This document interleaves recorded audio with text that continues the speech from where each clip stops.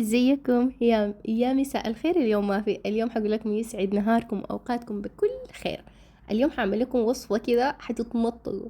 اول حاجه حطبخ شطه وبعدين اشوف وصفتنا شنو. الشطه المطبوخه انا بعملها بالطريقه دي بتطلع رهيبه رهيبه بصوره كده ما طبيعيه. بجيب زيت زيتون ومعاه صلصه ومعاه فول سوداني. حتشوفوا انه الكميه دي كبيره. انا كنت عندي ضيوف وغير الضيوف كنا عندنا شباب ما شاء الله تبارك الرحمن.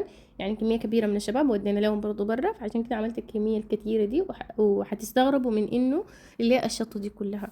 بس ده السبب.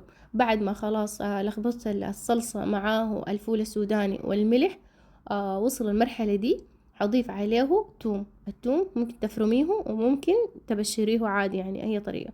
انا فرمته كمية من التوم برضو فرمته. وبعد ده هنزل بالشطة، الفلفل الحار مش الفلفل الأخضر، لا الفلفل الحار. وبالمناسبة حاعمل معاكم صوصات، مش صوصات، أيوة صوصات رهيبة كده بالفلفل، مش الفلفل الحار بس، لا أشكال كده حاعملها معاكم في رمضان. انتظروا الوصفات قريب إن شاء الله، قريب لرمضان يعني، لأنه حنستخدمه في الوصفات. يعني مجهزة لكم حاجات كده رهيبة. تمام.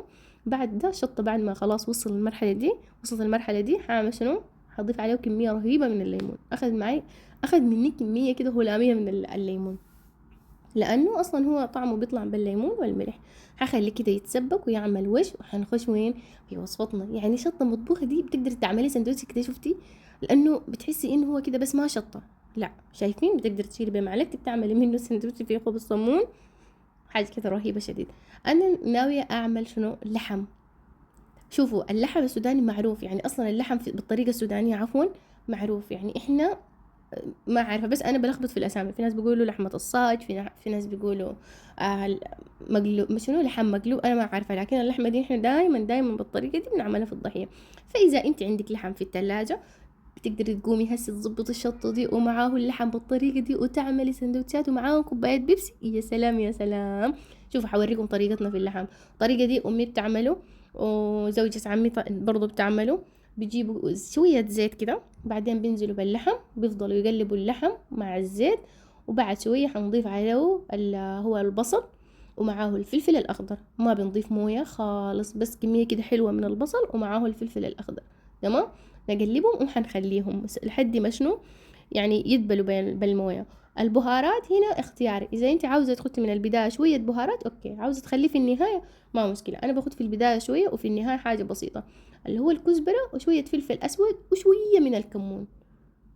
وفي النهاية الأكل أصلا طعم الأكل شنو بيكون بشنو بنفسك في الأكل يعني. بس أنا بقول لك حاجة، البهارات الكثيرة خاصة اللحم والدجاج. كمان الدجاج يمكن أحسن، بس اللحم ما محتاج مننا بهارات كتيرة خالص. الدجاج ممكن لو انت عاوزة تغيري نكهة الدجاج اوكي عادي بتقدري تشكلي في البهارات. هنا بعد ما خلاص وصل المرحلة دي لسه كان فيه موية، شايفين؟ بس انت عشان ينجض بمويته حتخليه في اوطى نار عندك. في البوتاجاز دايما بتكون عندك عين كده صغير، بس خليه هناك. تمام.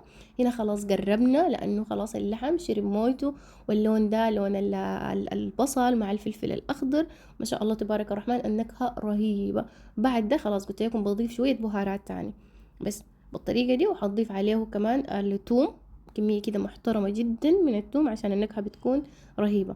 ما حنضيف تاني لا بصل، في ناس بيضيفوا بصل لكن ما يحتاج، بس قلبيه وتاني خليه في نفس الحلة، ما تعملي اي حاجة واكفليه.